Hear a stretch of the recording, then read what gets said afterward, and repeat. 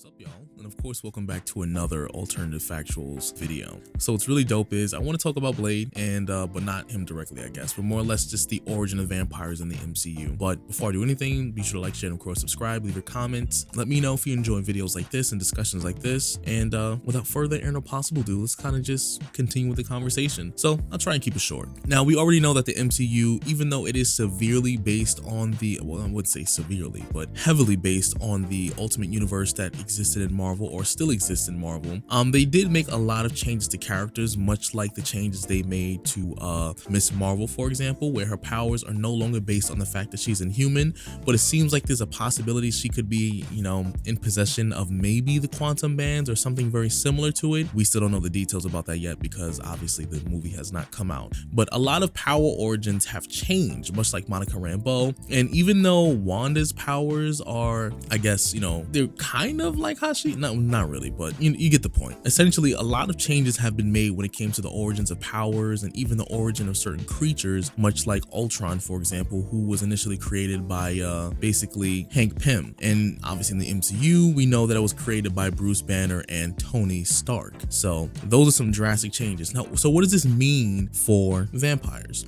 Now, vampires, we already know it's going to take place, you know, in the MCU because we have Blade. Blade, his sole purpose is to hunt vampires. But it's also very interesting how this comes after WandaVision has already established that they have a hold of the Darkhold. So what does that mean? I think we're going to get a very similar origin to the vampires, but they're not going to be quite the same. And for those of you who are not familiar of how the vampires came into existence in the original Marvel universe, was that Varney, the original vampire, who was actually from Atlantis, got a hold of the Darkhold, and basically because he used it, he himself was transformed into essentially the first vampire, and then there was Dracula, and then everybody else came up after that pretty much. But that's just the Cliff Notes version. Now, I think the biggest change is probably going to happen in terms of the time period and the place. Now, because we still don't have a verification of Atlantis in the MCU as of yet, and Blade is actually on the roster to come out relatively soon, and there's no hint of Atlantis being at least available yet,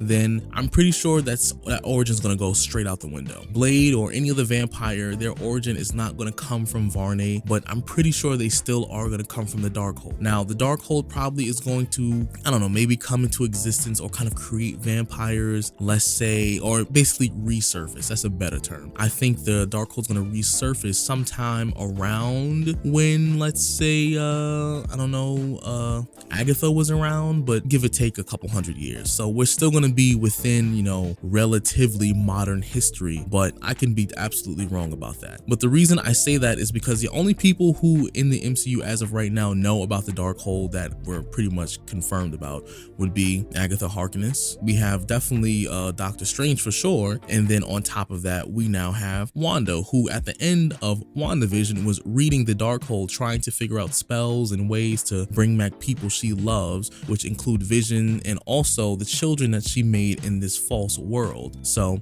that's where a lot of this seems to come from, where it's like only 3 people so far are aware of the Darkhold. And the earliest person to know about it so far would be people like Agatha. Now, even though the Coven of Witches did know about it, they're dead. So we can just assume that vampires are going to come into existence probably around the 1500s, maybe. Like I said, they could expand that history, but also Marvel does not have an extensive history when it comes to their universe in the MCU.